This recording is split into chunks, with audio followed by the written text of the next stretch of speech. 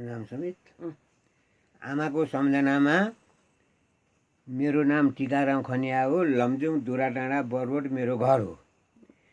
मनोहरका पिता मेरा आमा हुन् बदना ठुली। सम्झन्छु अहिले एक्लै आमा नै घरको मुली। छोडेर जानुभयो आमा आउँछ सम्झना अति। अहिले बल्ल थाहा भयो आमा रहेछ सम्पत्ति।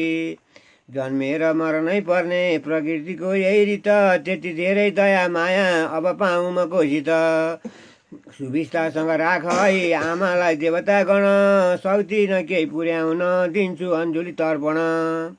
कति खुसी थिएँ आमा तिमी टन्न अगाउँदा। कति दुखी भएको छु आमा भन्न नपाउँदा। सक्दिनँ बिर्सन मैले मृत्यु पर्यन्त ती कुरा। बिन्ती छ देवता गण आमालाई गरिदिनु पुरा। देउता भागेर जन्मेको छोरो म दया गर। मर्नै पर्दछ एक दिन त जिन्दगी अरू के छ र। बेला भएपछि आमा म पनि आउँछु खुदै। त्यतिखेर भनौँला म सबै कुरा रुँदै रुँदै। तिम्रो बिछोडमा आमा उडेको छ सधैँ मन। घर सुन्ने भएको छ कसरी म बसौँ भन। कसरी बिर्सने आमा बाँचिन्जेल बस्यौँ सँगै। तिम्रो सेवा गरेकै हुँ घरबाट कतै नगई। जब खाने बेला हुन्छ आमा सम्झेर रुन्छु म। सुतेको ठाउँ खाली छ त्यसै बिहोला हुन्छु म। सिरक र दसना देख्छु आमाकै बास चल्दछ। देख्दिनँ घरमा कतै त्यसैले जिउ गल्दछ। सहनशील थियो आमा सहन्थ्यौ जे परे पनि। हुन्थ्यो समाजलाई पाच्छ जसले जे गरे पनि। छोरीको जन्म लिएर अर्काको घर आउनुभयो। म हुर्केपछि थाहा पाएँ बेसरी दुःख पाउनुभयो। रातिमा रुनुभयो आमा दिनमा रुनुभयो कति। बल्लमाथि तलमाथि बनाइराख्ने यही हो प्रकृतिको गति। आत्ति नमात्ति नहुन्न धैर्यले काम बन्दछ। सहन पर्छ नारीले नीतिले यही भन्दछ। सुन्नुहुन्थ्यो गुरुबाट पढाउँदा नीतिका कुरा। गर्नुभएछ आमाले भनेको जति हो पुरा। तपस्या गर्न पर्दैन कसैले वनमा पसी। ईश्वरले पहिचान गरी लगाउँछन् उनले कसी। न्याय अन्याय छुट्याउने माथि नै छ अदालत। जस्तो सुकै गरोस् यहाँ खोल्दैनन् उनी हुर्मत। भोग्नु पर्दैन तारेख त्यही छ सुविधा ठुलो। पाप र धर्म तौलने त्यही छन् दुईवटा तुलो। न्याय गर देवता गण आमालाई राख साथमा। आमाको लागि के गर्ने सपना देऊ रातमा। भगवान तिमीले लग्यौ मेरो आमा कसो गरी। हात जोडेर बिन्ती छ राख तिम्रै वरिपरि। आकाश पृथ्वी सारा जीव जन्तु रह्यो भने। उहाँकै पेटमा बसौँ अर्को जन्म भयो भने। नहुँदा घरमा बाबा कति रोयो होला मन। शान्त स्वभावको हुँदा सक्नुहुन्नथ्यो बोलन। मलाई पनि लुकाई एक्लै बसी रुनुभयो। जब बुझ्ने भया आमा आफ्नो व्यथा फुन्नुभयो। मलाई राख्नुभयो आमा छातीभित्र लुकाउँदै। सेवा गर्नुभयो आमा ज्यान आफ्नो सुकाउँदै। मैले सबै देखेको हुँ आमाको त्यो बुहार्तन। अहिले सबै लेखेको हुँ शान्त हुन्छ भनी मन। बाँचिन्जेल मलाई आमा सम्झेर अति ताप भयो। 70 सालको वैशाख मलाई त्यो अभाव भयो। दाजुभाइसँगै थियौँ 24 गतेका दिन। बिहान 10 बजेपछि आएछ यमराज लिन। खुवाएका थियौँ खाना उल्टी भयो सब फाल्नु भयो। बोल्दा बोल्दै झरे आँसु आमा त रुन थाल्नुभयो।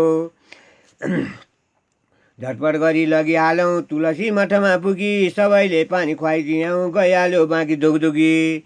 सती सावित्रीको जस्तो थियो चरित्र कञ्चन। सँगमा राख है देउता सबैले गरी मन्थन। सल्लाह गर देउता हो मेरो पुकार पनि सुन। सफा थियो मन उनको थिएन केही बैगुन। सम्झना आउँदा आमा फोटोमा गई रुन्छु म। फोटो राखेर काखमा आमा सम्झेर रुन्छु म। मुटुमा पर्दछ गाँठो आँखामा आँसु झर्दछ। देख्दिनँ म कुनै कुरा दिउँसै रात पर्दछ। घरको परको काम भित्र बाहिर जता पनि। जुनसुकै काम परो सबै गरिदिने सिपको धनी। बनाउन तुलसी मठ सबैको घर आँगन। जान्नुहुन्थ्यो मेरो आमा कति त नबोलाइकन। मठमा लेखेका देउता भनिन्थ्यो लेखेकै हो र। देख्दथ्यौँ अहिले बोल्छन् ब्रह्मा विष्णु महेश्वर। चारपाटा सिँगारदा फुल बन्थे थरी थरी मठ देखेपछि आमा सम्झन्छु म घरिघरि राजा रङ्क सबै मर्छन् यस्तै छ कालोको गति छोडेर जानुपर्ने भएको सिरी सम्पत्ति मुठी बाँधेर जन्मियौँ मुठी खोलेर जानु छ जीवन हो पानीको फोका के हन्डर खानु छ बाँचेको छ कोही पनि यो विश्वमा कुनै जना इन्द्रले पनि सक्दैनन् अन्त्य भएपछि रोकन तेरो मेरो भनी यहाँ रुवायो कतिको मन मर्नु पर्दछ भनेर सक्दैनन् कोही सोचन आमा खोजेर पाइन्न अरू चिज खोजी पाइयो मुठीभित्र भएदन सबै चिज रोजी पाइयो किसानी काममा व्यस्त साँझमा घर आउँथे नपुज्दै पसिना आफ्नो आमा भनी बोलाउँथे मलाई छोडी जानुभयो आमा कसलाई भनौँ अब नरमाइलो हुने भयो चाडबाड र उत्सव 10 महिना पेटमा राखी काम बेसी गर्नुभयो कति अड्कली खानुभयो आमा पाएको चिज जे जति हुन्छ बाजा भनी आमा हजुरले बार्नुभयो मुख जन्माउँदा मलाई आमा भयो होला कति दुःख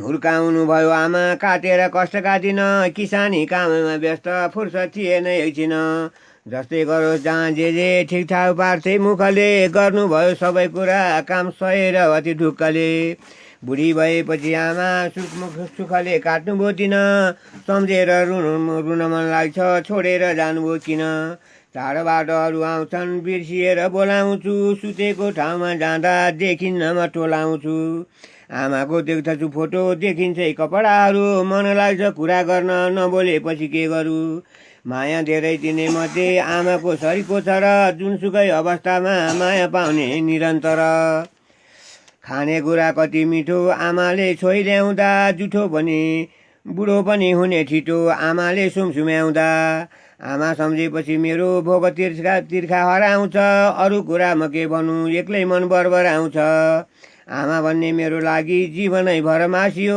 मेरो आमा गयो छोडी पृथ्वी पनि भासियो सुख दुःख दिन रात बनोट सृष्टिको हुँदा देखेको थरकै कसले आमा सम्झेर मै रुँदा प्रकृतिको नियमभित्र रुनु छ पनि व्यर्थमा सधैँ बस्ने कुनै जीव होला र त्यस अर्थमा अयोध्या रामको राज्य पढियो चकचकी गरे पुज्दैछौँ देवता मानि आखिरी ती पनि मरे मथुरा गोकुलैभरि कृष्णले उदुमै गरे देवता हुन् भने अरे कृष्ण कालकै वशमा परे रोएर अरू के हुन्छ चित्त शान्त गराउँछ आयो मर्ने बेला भन्दा मान्छे त्यसै डराउँछ 70 सालको वैशाख आयो अचम्मको हुरी 90 वसन्त पार गरी जानुभयो अलगापुरी हुर्काउनु भयो आमा 2 छोरा अति दुःखले यहाँको नगरे चिन्ता बस्नुहोस् त्यहीँ ढुक्कले जानै पर्दछ एक दिन त कुन दिन हो 7 बारमा सक्छ र कसैले मेट्न लेखेको छ निधारमा मरेपछि गरेको दान कसले कहाँ कसले हो पाउने को होला त्यो बनाउने खाता बाता मिलाउने।